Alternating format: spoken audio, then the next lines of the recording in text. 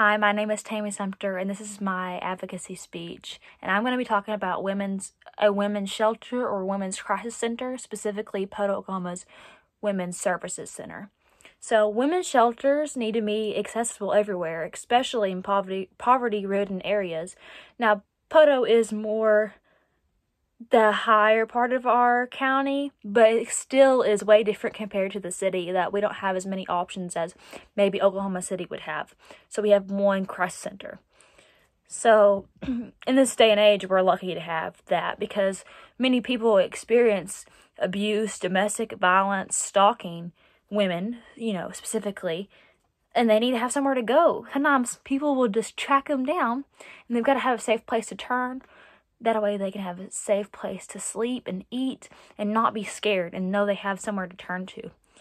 So, Women's Crisis Center of Poto can be found on domesticshelters.com, and that lists the hotline, it lists the email, and it lists the main phone number. There's also an address, but I believe that address is not specifically where the women are being not held, but being able to stay. I'm assuming it's probably more of an office because where the women stay is confidential. From my understanding, it's confidential. That way, if somebody's after a woman in there or their child, they can't find them. So sometimes it is that bad where their place of being has to be kept private.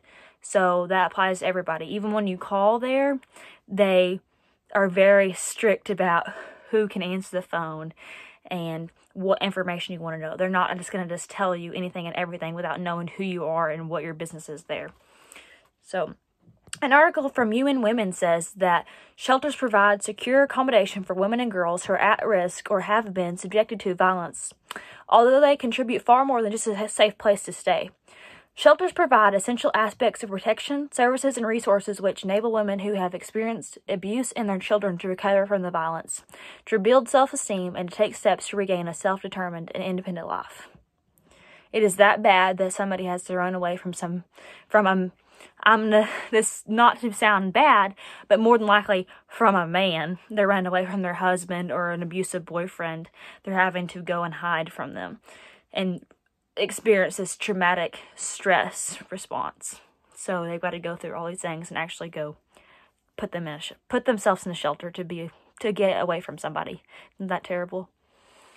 Accessible shelters are vital to some women's lives. As I mentioned, domestic violence, stalking, nowhere safe to turn, or if they get kicked out of their house, they become homeless and have nowhere to stay. Online resources are available, but overnight shelters could be more crucial if you have nowhere to stay or you need more than just a phone call. But the phone calls or online help could help you mentally. That way, you could talk to somebody and see what you need to do, or they could give you the resources that you need to get help to get out. So, one reason that in-person shelters could be more important is that you may not have access to online resources. You're in urgent need or in danger. And then sometimes the police, they may not necessarily believe you. That sounds bad, but you see these movies on TVs where, say, your abusive husband is a cop. Well, his friends aren't going to, sometimes the friends may not believe him, or the higher authority may not believe that he's actually abusing you. So you need somebody that you can turn to if the legal help is not helping the way it should. But there are domestic abuse hotlines that you can call to get that help too, so they can give you advice what you should do. Simplemost.com states that an estimated 3 to 4 million women are abused by their partners every year in the United States. Every year, there are millions of women being abused and having to seek help. And this may not be just physical abuse. I mean, of course, physical abuse, but sometimes mental abuse. Somebody beating you down every day that you just can't take it no more, or threatening you. Most women's shelters are non-profit, and there's different ways you can help. As for Poto's Women's Crisis Center, you can donate clothes, supplies, food. So on clothes, you think about most of us are different sizes, well, they'll take anything. They don't have to be a specific range. Whether you're plus size, whether you're petite, whether you're just average, they'll take anything that you have because they're desperate for those donations. Somebody is not just giving them money to have this. They take donations. It's a charity thing. So if you have any extra clothes, go through your closet and take them down there. But I will tell you, I have called before, and you have to talk to someone specific, and I don't think you can drop them off at the actual holding place. You have to get in contact with one of their authority figures. So if you have any, also foods, so canned foods, they will take those. Supplies, feminine products, like stuff that wouldn't be good access to them. You can volunteer.